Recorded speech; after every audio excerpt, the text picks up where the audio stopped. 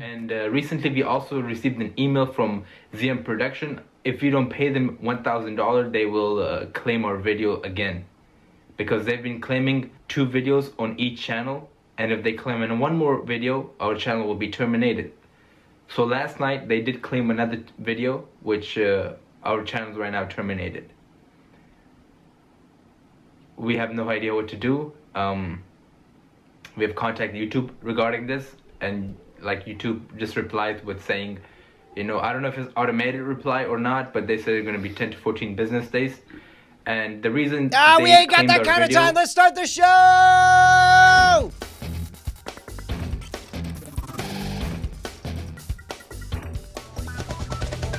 Welcome to Cordkillers, our mission to report the intel from the front lines of the cord-cutting revolution so that you can watch the stuff you want, when you want, where you want, on whatever device you want. I'm Tom Merritt. Yeah, man, I'm Brian Brushwood, and more importantly, that's the SR Bros. I think it's youtube.com/SR Bros Entertainment.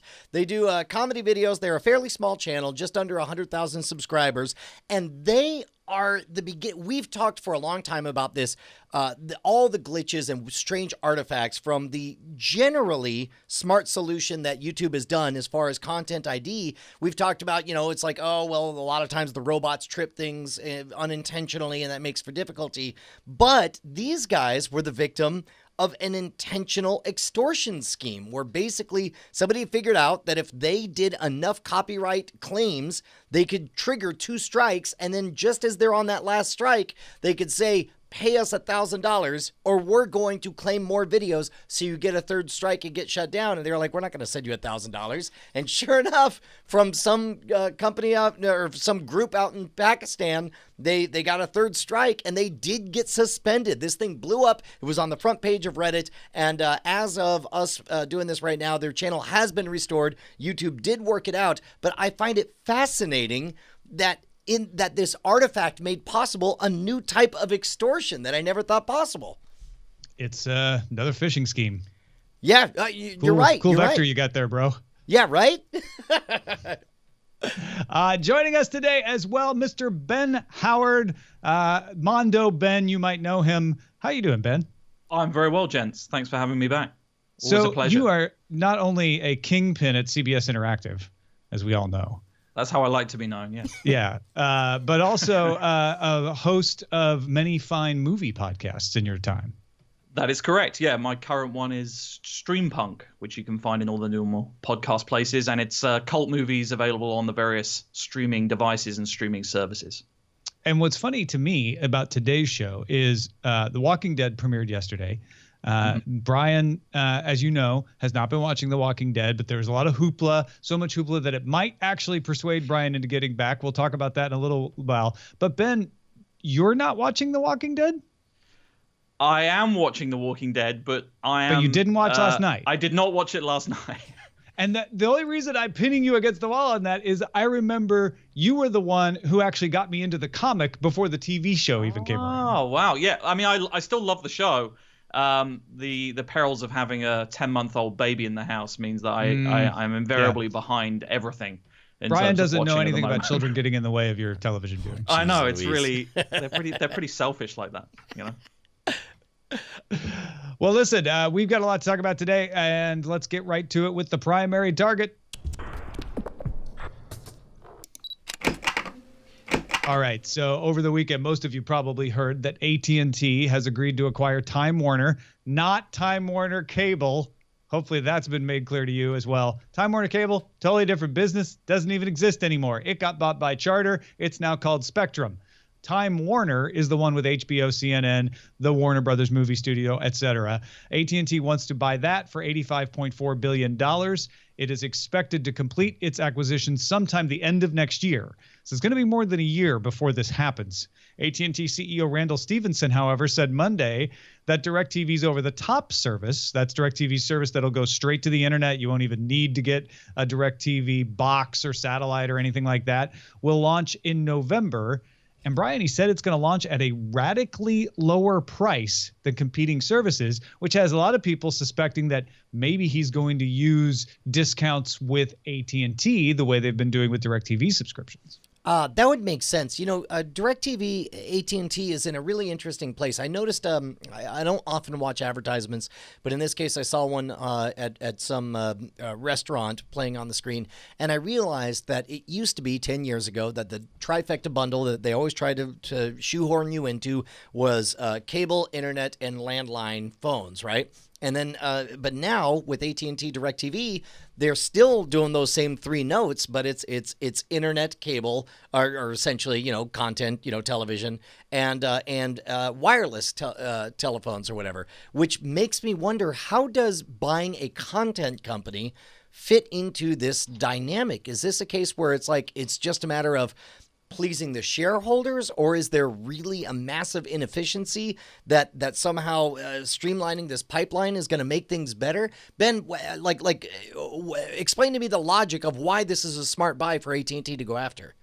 Well, I mean, I think that there's some obvious things, and the obvious things are the sports rights, things like NBA, particularly regarding access on streaming devices and access on mobile devices. The whitelisting of specific services against your data plan is something that's a little worrying when it comes to this kind of consolidation. The next 12 months are going to be a really interesting period for the media industry in general. As someone who works at CBS, there's obviously a lot of rumors surrounding our company and Viacom at the moment. And, I'm not sure I want this thing to happen where, the people making the content I love are getting bought by the people who are serving me the content that I love. And if I start to see some restrictions coming down the pipe, start to seeing stuff that tells me, well, if I watch this on this device or on this service, I'm going to be allowed a certain amount of data against my plan. That worries me more than the kind of scale of this merger. Yeah, it's an interesting situation because Comcast, an ISP, owns NBC Universal, movie studios and television, but they don't own a wireless carrier, or at least they haven't started one yet. There's been a lot of talk that they would launch that as an MVNO, but they're not like Verizon or AT&T. Then you've got Verizon, which is a cable company, internet provider, ISP, and owns content, but it owns AOL. So it owns a lot of web content and some web video, and they've got their own service, Go90, but it's not exactly a competitor to cable, and they're in the process of buying Yahoo, but again, that's more of the same. They don't own an actual cable company or content company traditionally.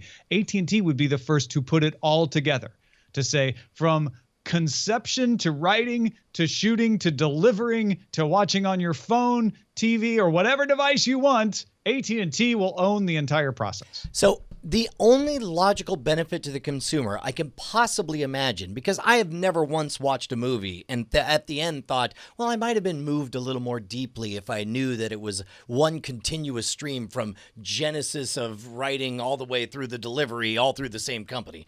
But you might be able to convince me. Yeah, it's not part of the artistic appeal, is it? Well, and that's the part that, look, I understand the idea of bundling. I understand the idea of here are different ways you connect to things that you love. Let's get all of them, and you could do all three in one package. I get that. But the idea of owning the content too, the only reason I could think of now, and I totally get that in terms of pleasing stockholders. If you're a stockholder, I'm going to assume this is generally a good thing. You're like, oh yeah, that's a lot less of extra transaction fees we're going to pay. We're going to be able to derive more profits by having it be our content all the way down the pipeline.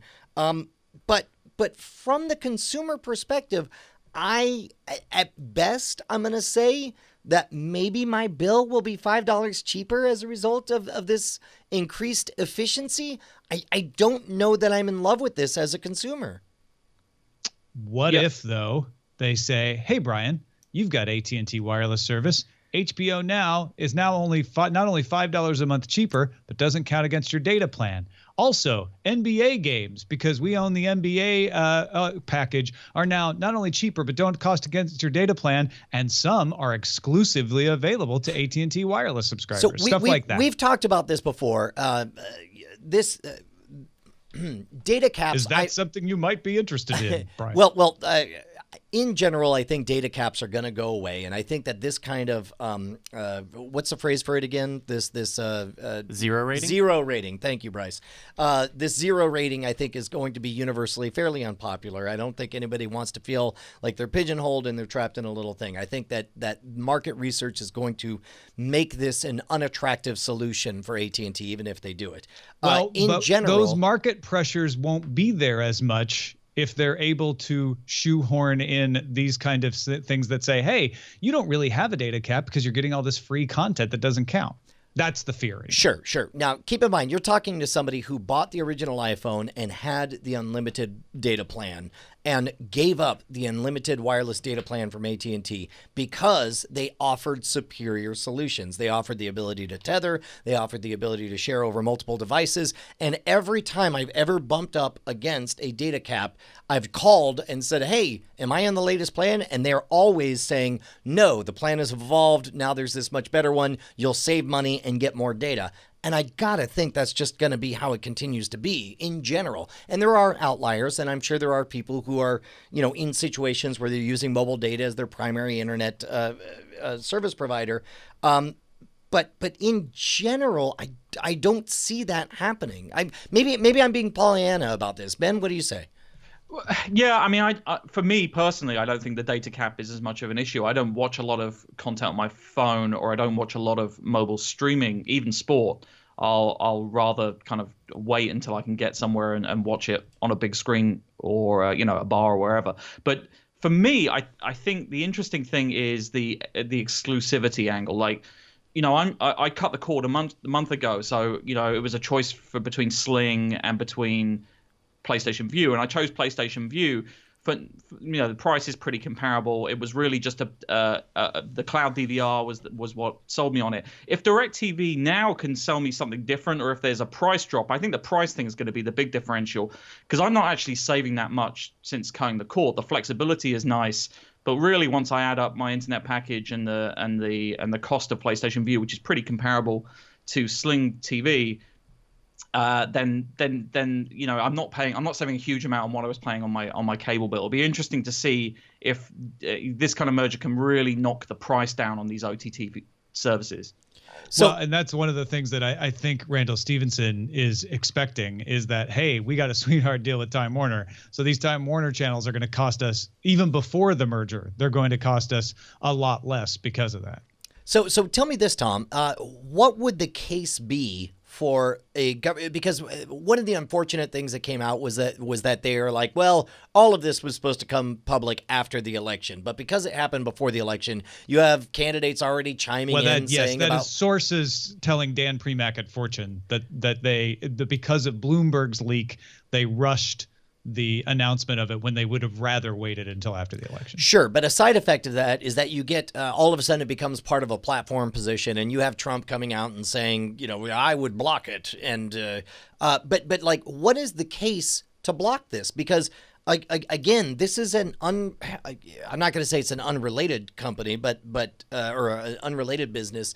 It's not like they're buying out all the other wireless providers. They're just buying a content company to streamline their ability to. It would be the equivalent if we were to buy the company that makes our magic wallets at Scam Stuff, right? Where it's like, well, we sell a lot of these, and so we're just going to buy the company, and then that'll make it a lot smoother. They're buying their product. They deliver a product of content, and they're saying we're just buying the company that makes a lot of the product that we like.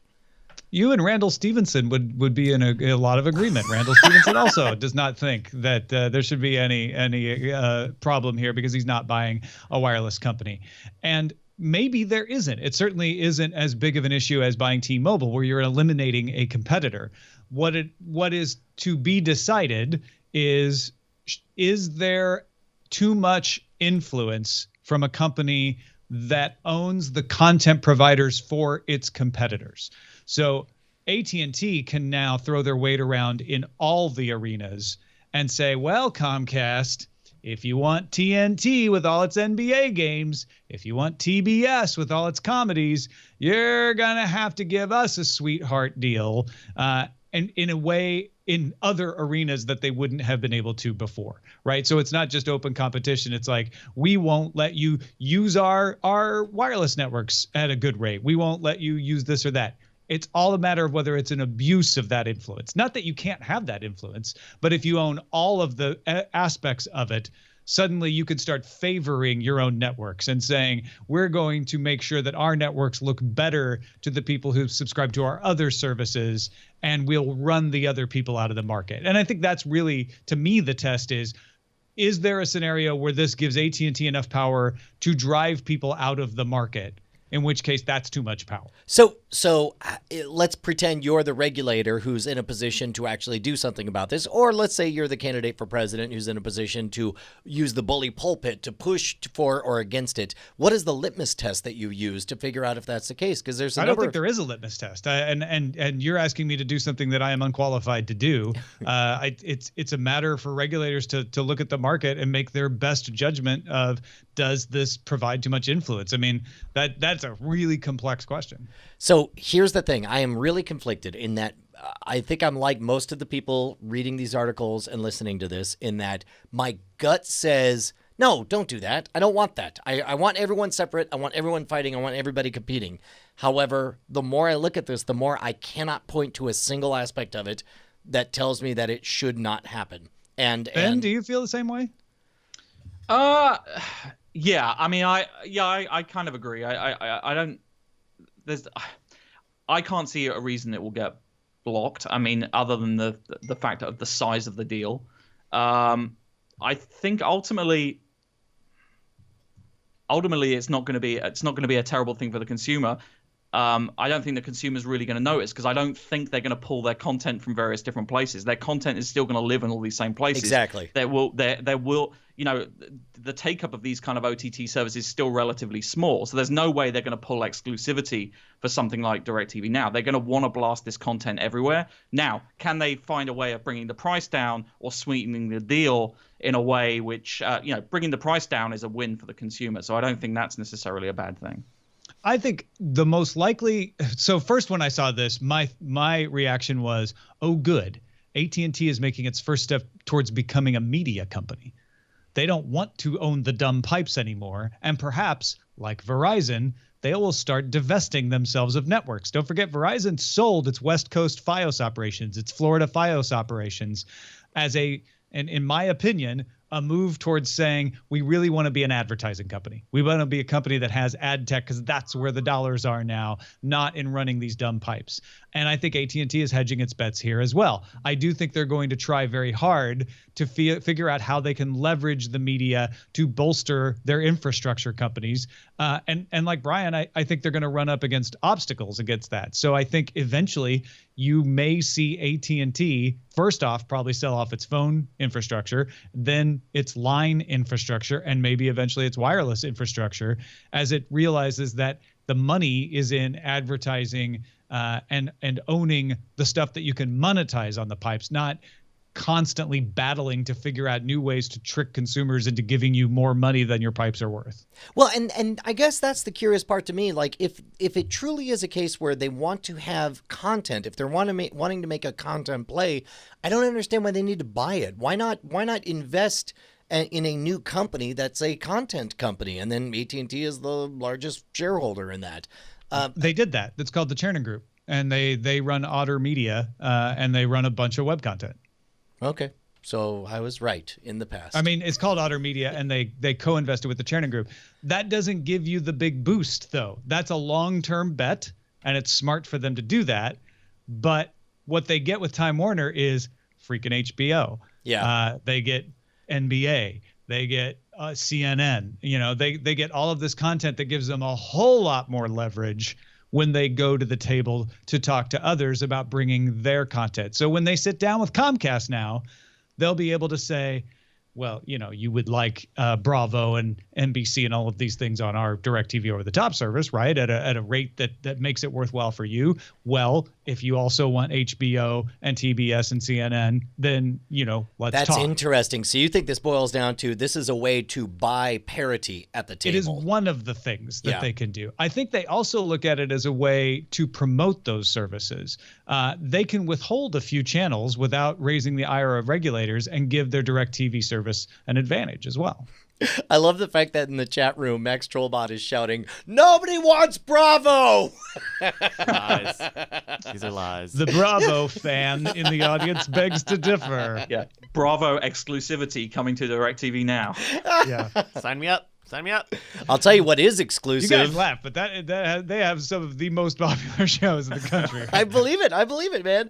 I'll tell you what. No one will admit they watch Real Housewives, but yeah. I'll tell you what is totally exclusive is my love for our 1,809 bosses, our patrons over at patreon.com/Cordkillers. Hey, Tom, did you know that Patreon recently included this new thing where you could get your own personal RSS feed? So, like, instead of having to wait. Like artisan. It's like small batch. Well, it's just for you, right? It's your very own RSS feed, and by donating $1 per episode, you get access to your very own feed. That means you get not only Cordkillers, but also Spoiler in Time right there in your feed. First thing, Tuesday morning. When do we publish? Stuff.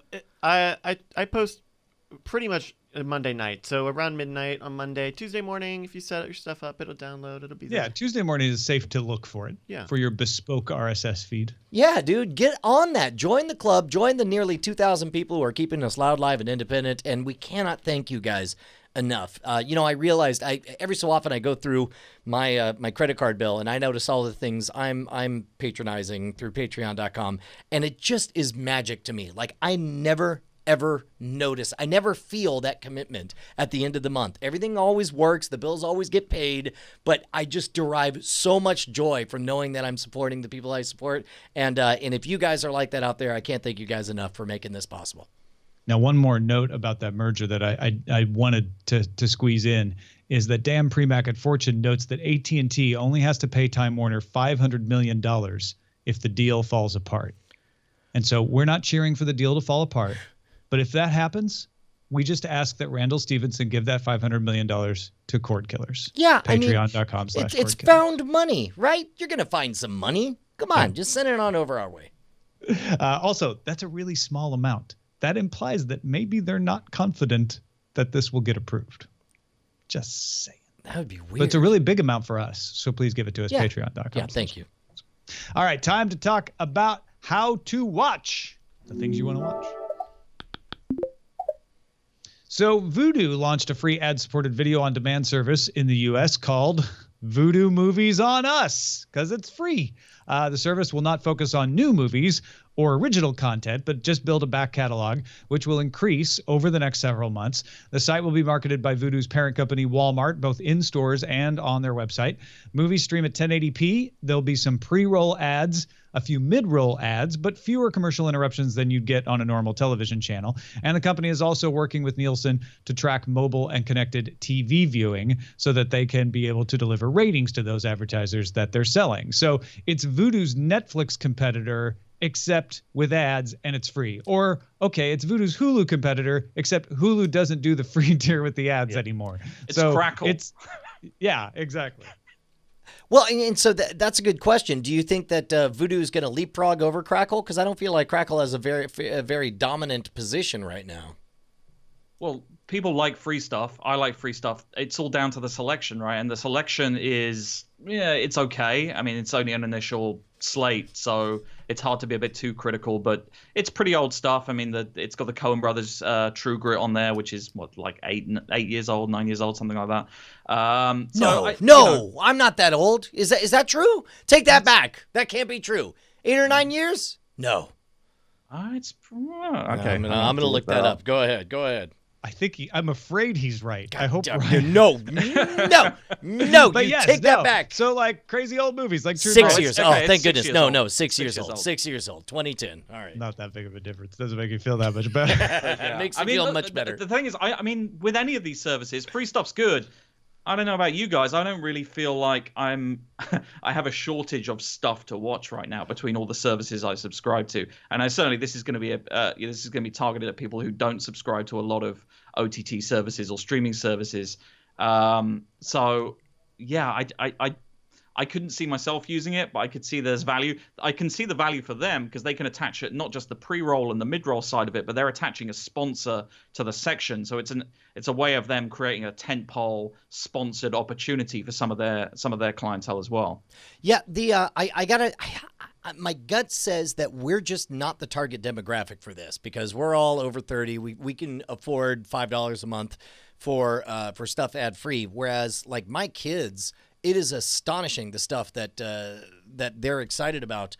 Like to them, it's like the idea of spending money on anything is simply not an option. That's like, going to mom and dad and it's like, do I want to spend a coupon and all that? They would love this and they will love this and they will eat this up. My kids have so many apps on their phones that are all ad revenue done, and they've learned how to dodge accidentally looking like they're going to pay for a thing. And they, I got to think that for the right demographic, this is going to blow up.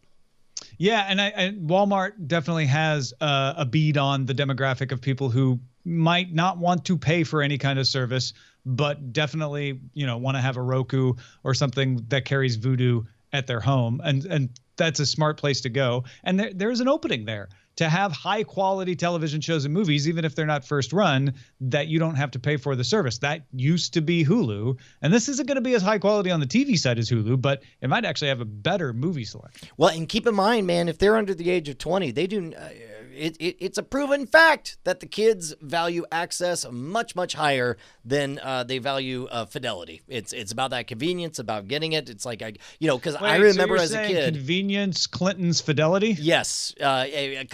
Convenience, Pence's fidelity? Yeah, okay. yeah. That's what I'm saying. I can get along with that. Like, I remember being a kid and actually holding one tape recorder up to another tape recorder to play a bootleg recorded off of a radio station or whatever. And that being good enough for me to, remember what Peter Gabriel's Sledgehammer sounded like. I like that you call it remembering rather than actually hearing because it really is, right? No, I know. It's like you hear it in your mind a little better. Amazon's Fire TV software is getting an update as well. They started showing off the update that will be coming later this year.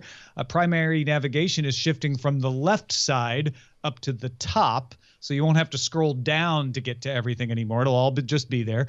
There's more accessibility for screen readers. Individual apps can be reordered.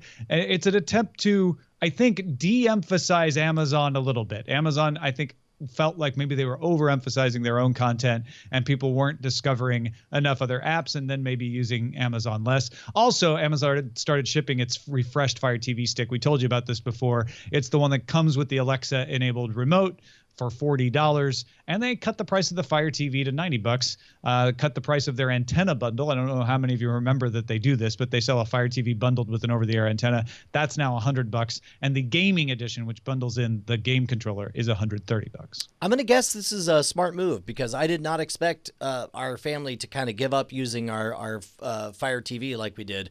We got that gaming bundle, and the kids liked it just fine, and it seemed to run fine. But nowadays, we keep using the PS4, and the kids just, they get that environment and they're stuck in it. And so maybe something like this might lure us back and the price might get into more households. Have you messed around with that, Ben? I actually, I cut the cord last month, and the Fire TV, which I've had for a while since it launched last year, but not really used, has become our main streamer of choice. We largely because of PlayStation View. So we have in our family room we have the PlayStation 4, so that's PlayStation View running in there, and then in the living room we have the Fire TV running PlayStation View. So, and I really like the Fire TV, but I hate the interface. I think it you look at what Apple TV's doing, you look at the other devices, even Roku, it's easy to find stuff.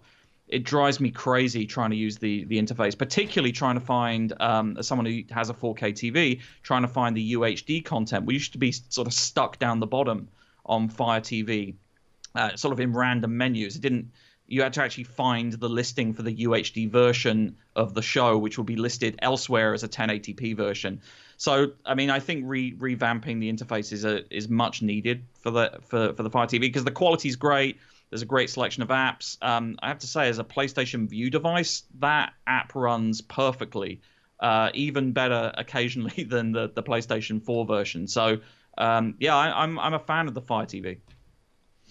That's great. I mean, I might start going back to using it once this interface comes in, because I'm not a big fan of that interface either. I am a big fan of using the PlayStation View app on Roku rather than on the PlayStation 4, because it's much prettier on the PlayStation 4, but it's a little clunky to navigate. And the Amazon Fire TV is easier to navigate and prettier, so it strikes the difference. But I just hate going into that interface. So. One thing I was wondering with the price cut, and then is whether we might be looking at a next generation of Fire TV coming down the pipe pretty soon. There's a real, obviously in the gaming world, which is a big part of my day job, there's a huge proliferation now of 4K devices with the PS4 Pro coming, the Xbox One S. 4K is back on the agenda, it seems, whereas a year ago it wasn't really a discussion point, and particularly as we get into the holiday season.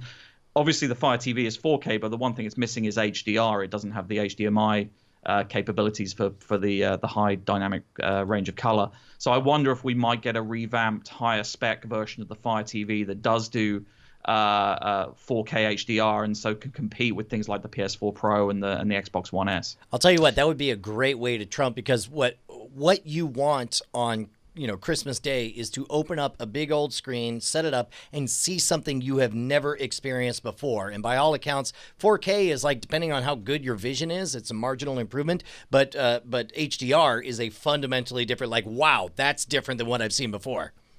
Would you guess that we would get new Amazon devices before the end of the year, though? I mean, the Fire TV launched October last year, so I figure if we're not getting one now, maybe we're not getting one. And obviously they'll do the price drop around Black Friday, which is what they normally do for the devices. So I don't know. I mean, I just wonder if maybe it's coming early next year. Maybe CES, we hear something about it. But it just feels, I don't know. I mean, it feels about time, right? I mean, it's been a year since the last generation launched. Yeah. Absolutely. All right. The reason that we mess about with all these different boxes and HDMI ports and go, well, why is that port upgradable, but that port isn't, is so we can watch the things we want to watch. This is why we call this segment What to Watch, or sometimes Under Surveillance. Smooth, Tom. It was good. Thank you. Yeah. I'm getting people used to the new name so that when we get the new bumper, it's good. It's on its way. I'm with you. It's on its way. Yeah, Bryce is just like, you don't need to be passive aggressive about it, bro. No, I'm working on it. I really wasn't. I'm just trying to use both until the end. So let's talk real quickly about what we are watching, starting with our guest, Ben. We obviously, in our spoiler in time, we're going to talk about The Walking Dead. We're going to talk about Westworld, and we're going to talk about Justified, which we've been we've been watching in reverse. What have you been watching? Well, aside from Westworld, which I feel like the world is watching, and particularly from a games perspective, which is where I spend a lot of my brain power, I'm loving the video game influence on that show in terms of what they've taken from the original and then grafted on all this. The talk of the game designer. I love that stuff. A show which I think is a little underrated still is The Strain, and I may even have talked about it last time I was on, but I love The Strain. It's a big, glorious, trashy horror TV show. It doesn't have the kind of po-faced seriousness of something like The Walking Dead, but it's just a blast. I love that show so much. It's beautifully designed and beautifully shot. Guillermo del Toro is the creator of the series that it's based on, and so if you love his work, then you'll find a lot to love. So yeah, I love that. And then I'm also enjoying a couple hold of on, it's funny because yesterday I saw a tweet after The Walking Dead, which without being spoilery was really intense. And people are like, man, after that intense Walking Dead, I'm just going to relax and unwind by watching The Strain. There you go. I mean, it's gory and gruesome, but it really is sort of the TV equivalent of those straight-to-video movies from the 90s that maybe you kind of borrowed illicitly from the VHS store. It's great. I love it.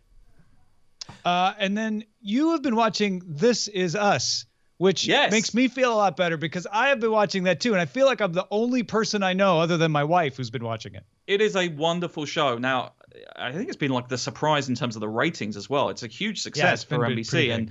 And as someone who was a absolute diehard fan of the show Parenthood, for until it finished. I was been sort of looking for a moving family drama to replace that with, and I love a good family drama. And this show is really interesting. It follows a bunch of siblings, and it exists on two different timelines, showing the parent story and the kid story, and it just has really great writing. It has a fantastic cast, and yeah, I would recommend it to anyone. It was my wife that got me into watching it, but I have to say it actually stands up against some of the very best cable drama in terms of the quality of the performances and the quality of the writing. It may not have zombies or vampires, but it's definitely worth a watch. It does have the guy who played the Green Arrow in Metropolis. There you go. Is that the Manny? Yes. He is. That's the Baddie. Yeah. I feel like when you call this like a family drama, it immediately puts it in a box that a lot of people who would enjoy it are not going to want to open, because there's something more twisty and cool about it, and it's hard to explain what that is without spoiling it. Absolutely. Yeah. I mean, they've managed to include like a bunch of very clever surprises that are really subtly done. It's not sort of hammered home, but it's it deserves a lot more credit than maybe, or actually no, it's getting a lot of credit, it's getting a lot of viewers, and it's getting great reviews, but it deserves a wider audience than maybe what people would expect it to have. Yeah. And then you're watching Designated Survivor that the rest of us could find out if we should too. So it is exactly as I'm sure the pitch meeting went for that show, which is it's 24 meets The West Wing. And it's ludicrous and faintly stupid, but also hugely entertaining. And if it wasn't, like, I don't know, I feel like I can withstand a lot of that when you've got Kiefer in the lead role. And it's ludicrous and stupid, but sometimes ludicrous and stupid is what you need on a Wednesday evening.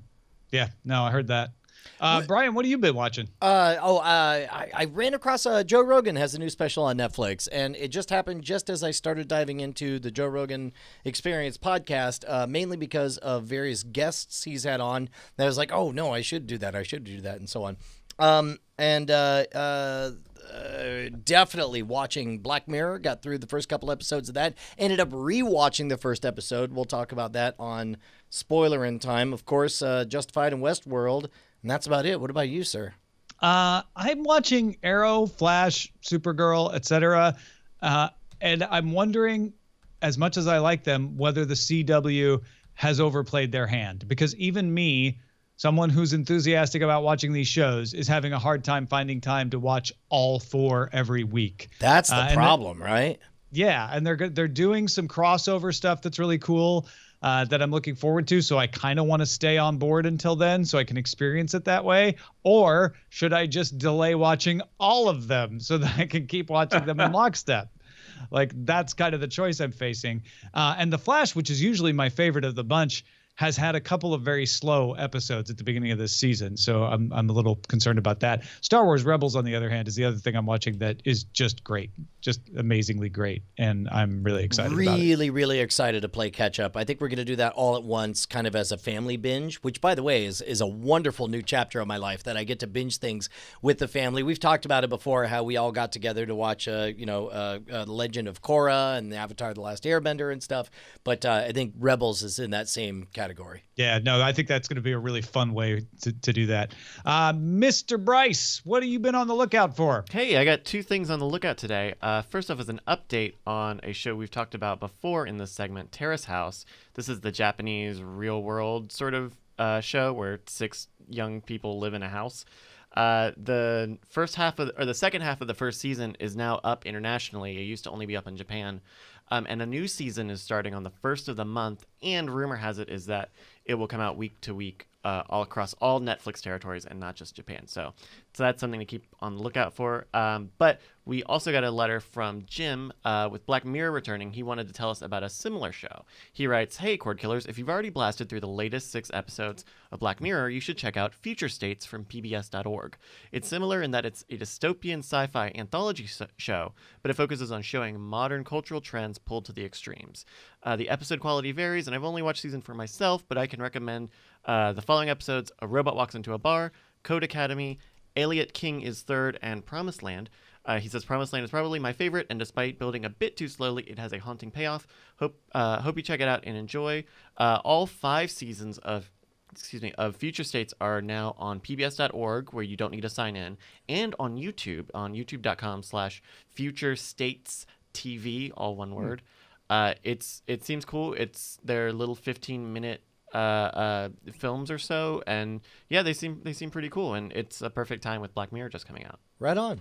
Yeah, no, that's cool. Future States. I might check that out as well. That looks pretty cool. Oh, and that reminds me, I was at someone's house over the weekend, and they had us watch Midnight Diner, which is another Japanese original for Netflix. Ooh. That used to be a regular show that they are coming in and like bringing over to Netflix and making new seasons. And it's about this diner that's only open from midnight to 7 a.m. and the characters that come in and out and their intertwined stories. It was really fun. Oh, that sounds cool. I'll check that out. Yeah. If you got something we should be on the lookout for, email us cordkillers@gmail.com.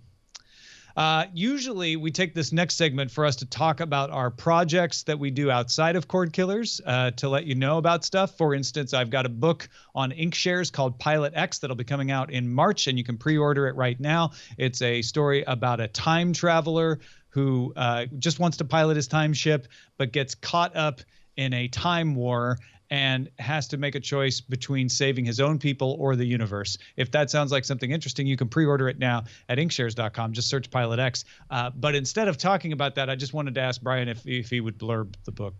I got your email. I meant to talk to you about this. I'm so honored that you would ask. Absolutely. Yay! Yeah, are you kidding me? Thank you. That'd be an honor. That would be amazing. That's fantastic. So you can not only pre-order it, but it'll have a blurb from Brian Brushwood on it. That's good. I don't know that that's a selling point. Probably it'll turn some people off. It's fine. It's fine. Yeah. All right, let's move on to the front lines. Front lines. The Wall Street Journal reports that Google signed a deal with CBS to carry the network on its as yet unannounced YouTube TV service to be called Unplugged, according to sources. Google is also reportedly nearing a similar deal with 21st Century Fox in advanced talks with NBC, Universal, and Disney. Getting CBS on board is like getting that first signing that kind of opens the door to say, like, come on, guys, CBS is on board. Don't you want to be on too? Unplugged will supposedly offer bundles from between $25 and $40. If the talks advance, the service could launch in early 2017, although reportedly one sticking point in the negotiations is the right for YouTube to overlay data on top of network live feeds. So they must be wanting to do some kind of interface on top of the live feeds, and broadcasters are sort of uncomfortable with ceding that kind of control. That's interesting because, like, I would imagine CBS was one of the first to say yes, just because they're one of the smallest independent. You know, they don't have the most number of phone calls they have to make sure everybody's okay with doing that, right? I don't know if that's true or not, but they certainly don't have as wide range of businesses. And I think I know what you mean. Like, NBC has to make sure that the Comcast parent is okay, and they might get some phone calls there. CBS is very much like, we're a television studio, we're a movie studio, we've got our interactive arm, and I think they have, some advertising arms as well. But it's not as sprawling of a conglomerate as, say, AT&T would like to be. Yep. Meanwhile, Vimeo launched its partnership with Lionsgate and Starz to sell shows in the Vimeo store. Lionsgate produced shows like Orange is the New Black and Mad Men are there, and will be joined shortly by Starz originals like Ash vs. Evil Dead and Black Sails. This store is at vimeo.com/TV store. This might be what it takes to get me to watch Ash vs. Evil Dead. It is quite literally the highest rated television show that I've not seen a single episode of. And Stan emailed us and was like, "Oh God, you guys got to watch Black Sails," which is also going on my list now. Ben, do you watch any of these Star shows? Yeah, Black Sails is really good. My wife is a huge fan of Outlander, which is a really excellent show. If you haven't seen it, from Ronald Moore, creator of Battlestar Galactica, time travel, romance. It's good. Yeah, and interesting to see that we reported when this deal was struck, but it's interesting to see the Vimeo store with, the Vimeo independent films and shows now alongside these Lionsgate shows like Orange is the New Black. So can you buy these shows from other VOD services like iTunes, or there's no exclusivity here outside of Starz? No, right? It's just they've got these guys on board. There may be a few individual exclusivity here and there, but not for the most part, I don't think. Dish has added a YouTube app to its Hopper 3 DVR, accessible on channel 371. You can also cast videos from a YouTube app to the DVR. The Hopper 3 also supports Netflix, Pandora, Vivo, and the Weather Channel apps. So this makes sense. Yes, if you're going to bother to have a miniature computer hooked up to a television set, it ought to be able to do all the things that a computer could do. But can I appeal to our listeners? If you're one, and I think I've done this before, but like, who watches YouTube through one of these DVR interfaces? Who does that and why? And I guess it's the why I'm most interested in. Write us at cordkillers@gmail.com. Yes, please do. Sling TV added NHL Network to its Sports Extra package. It's the first over-the-top service to get the NHL. NHL Network offers 75 games a year. The Hallmark Channel and Hallmark Movies and Mysteries were added to the Lifestyle Plus Extra add-on. And Chinese company Leeco will offer a service often called the Netflix of China in the United States, along with its phones and TVs. Now, the service is announced with partners like Showtime, Lionsgate, even Sling.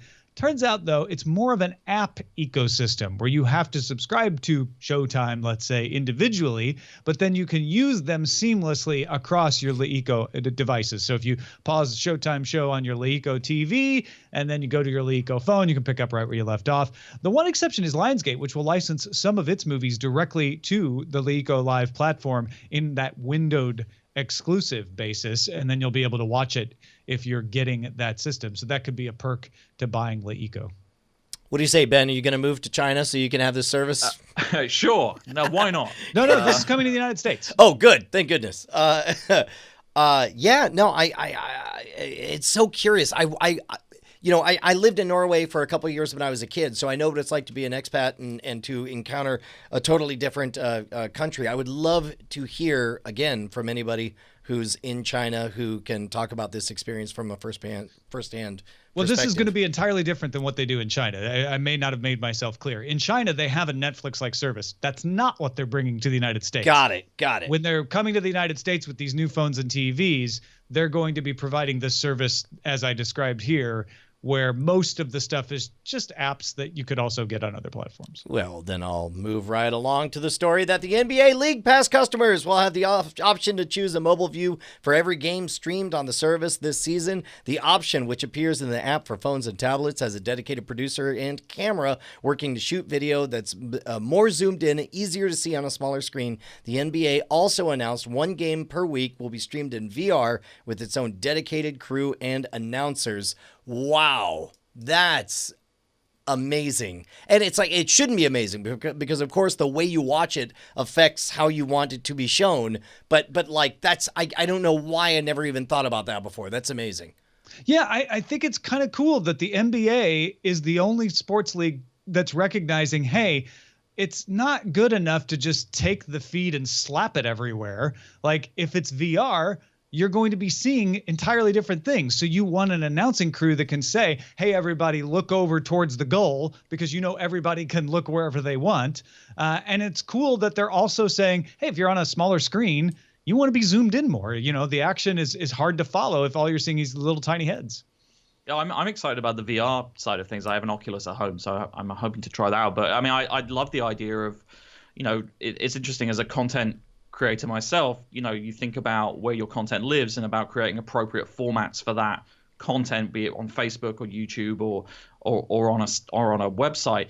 The idea of thinking about formatting your content for where it's being viewed and actually optimizing the experience for mobile devices, for home viewing, for VR viewing, I think is really smart. And it boggles my mind that they haven't had this, that this is a precedent being set right now, because content's being viewed in different places for quite a long time, you know? Yeah, and I guess it's the cost that usually puts people off. So good on the NBA for, you know, fronting that cost. It's going to put them ahead of the game. The game. See what I did there? Time for dispatches from the front. It was smooth, Tom. Super smooth. It makes it smoother when you point it out. Hey, we got emails. Alex is one of those people. He emailed us, said, today I decided to sign up for the PlayStation Vue free trial. I got a Roku stick to put in the living room as well. And I decided to tell my family to just try this new cable service for a week and tell me if they miss anything from before. And I'm crossing my fingers that they don't notice so we can cut the cord. Currently, I'm paying around $180 per month just for cable, not including internet or phone, thanks to box rentals, extra fees, and taxes. I'll make sure to follow up next week and let you know how successful the experiment was. Oh, so he signed up for PS View while keeping his current cable access, which is kind of what you were trying with Eileen, right? It's like you would just, every time you wanted to watch something, you would intentionally try to find a non-cable way to get to it. Yeah, I bought the TiVo particularly for that. Ben, did you do the same thing? I followed exactly what Tom. Yeah, we had an overlap, so we decided we were going to cut the cord from or downgrade our Comcast to internet only, and so for the sort of month leading up to that, we set about just using PlayStation View and other kind of standalone apps to see how we got on. That's amazing. And then we made the jump. So Kevin writes in saying, "Hello, I love the show. It gave me the strength to cut the cord. I did it a year ago and have never looked back.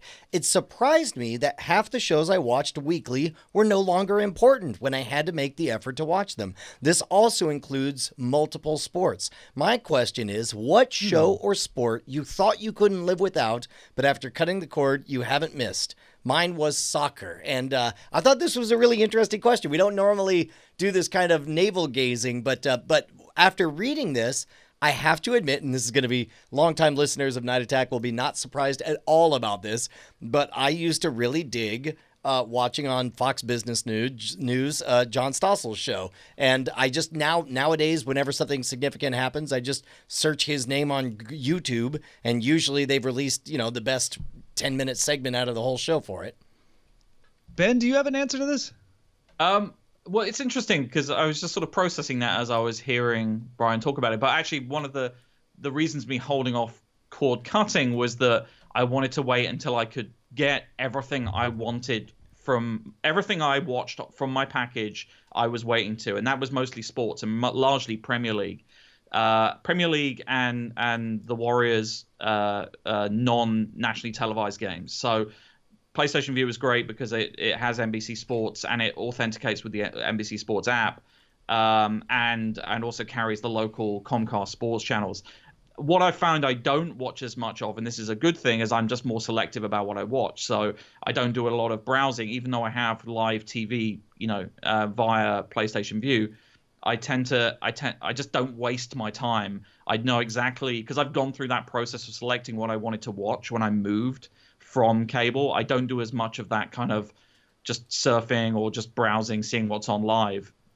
Even though I've got live TV, everything is on demand in my head, I was pretty strategic as well about finding things to replace. So I would say we watch less HGTV than we used to when we had DirecTV, but we have HGTV on both Sling and PlayStation View. So it's not because it's not there.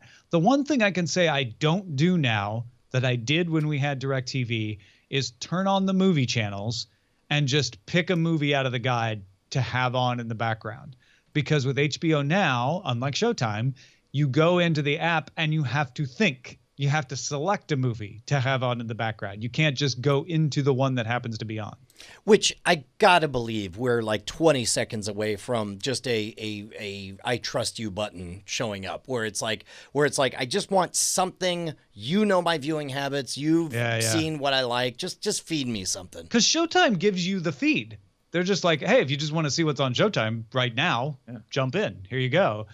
And that's not even as good as what you're suggesting. I would love that. Which is like, oh, we know that you watch these kinds of things, so boom, here you go. And of course, if you subscribe to HBO via PlayStation View, which just got added in the last month, you can watch the live feed as part of PlayStation View now. Yeah, and it's the same amount, which is interesting. But what's up with that, HBO Now?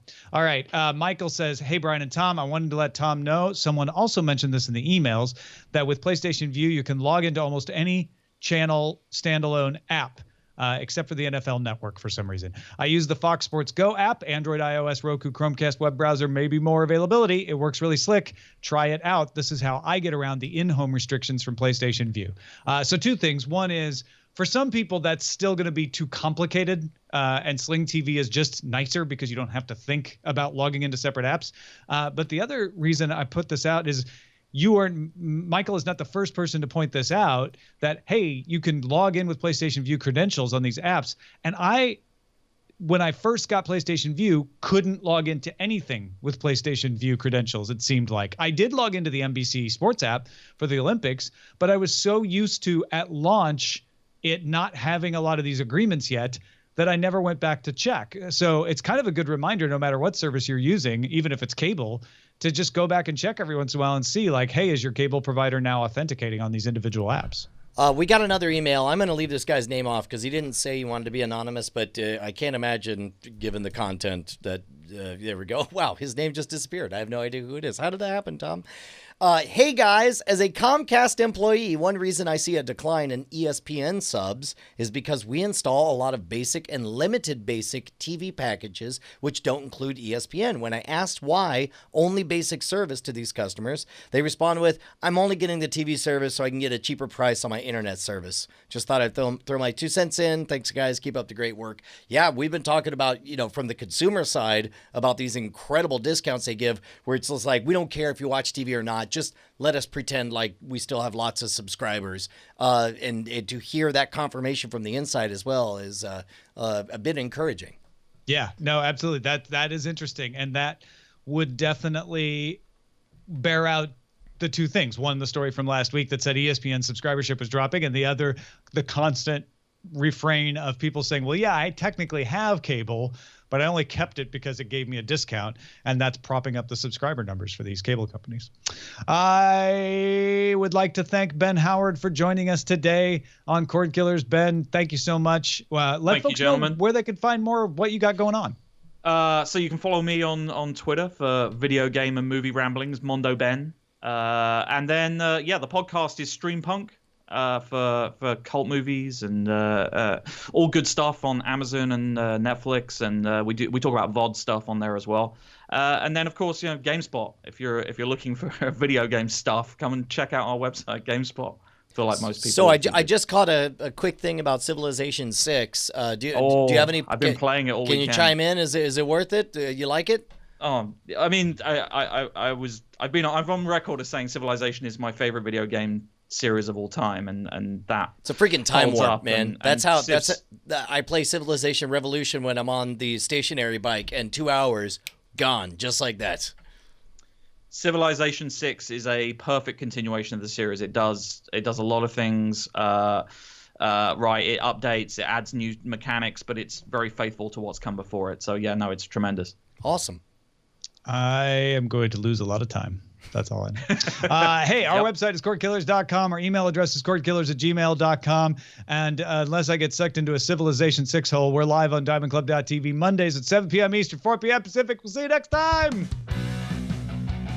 Hey, guys. Tom and Brian here. We just wanted to say thank you to all of our $5 patrons who keep us loud, live, and independent. You guys make Cordkillers the production that it is. Your name appears in the video credits and appears in our hearts. And if you'd like to become one of them or see who they are, you can go to patreon.com/Cordkillers. You'll need to do more than just go there, though. You'll have to sign up and, pledge an amount. But unless you just want to see who they are. Well, I mean, you could gawk. That's a little creepy, isn't it? If you want to be a gawker, let's go. It's up to you. Diamond Club hopes you have enjoyed this program.